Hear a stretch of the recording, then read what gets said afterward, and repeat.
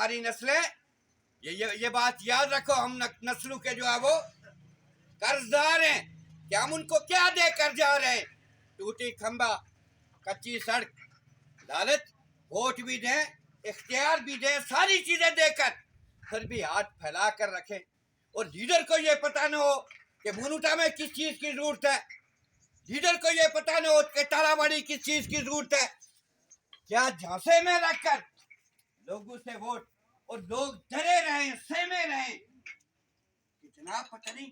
अगर वोट इधर कर लिया तो ये मसला हो जाएगा, वोट उधर दे दिया ये मसला हो जाएगा, यानी डर डर कर जो जिंदगी गुजारे। ये नहीं नौजवानों, बुजुर्गों, ये जिंदगी नहीं है, इसलिए हम अशरफुल मखलूक नहीं है।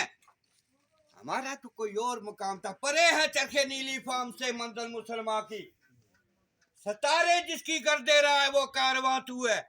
इकबाल ने कहा था हमारी तो बड़ी शान थी, हमें तो बहुत बड़ा बनाया गया था, नायब बनाया गया था, हम कहां पर आकर फंस गए।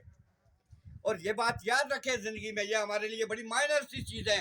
ये इक्तदार, ऐसा इक्तदार की जिसकी लगाम किसी दूसरे के हाथ में हो।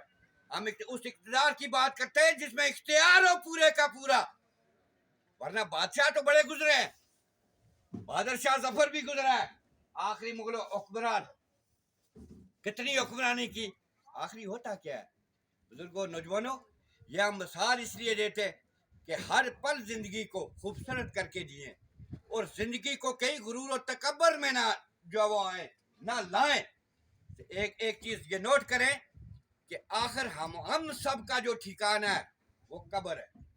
जब भी दुनिया पर कोई फैसला करो ये सोच लो कि अगर हमसे पहले हजारों बादशाह चले गए, बहुत सारे फिरौन नमरूद सारे चले गए, तो कल हमारा ठिकाना भी वही है।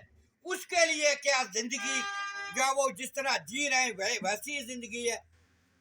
मैं अक्सर जगहों पर एक बात इसलिए दोहराता हूं कि हमारी सियासत साथ ये बात याद रखे कि उसकी भी तैयारी की बात है और लास्ट पर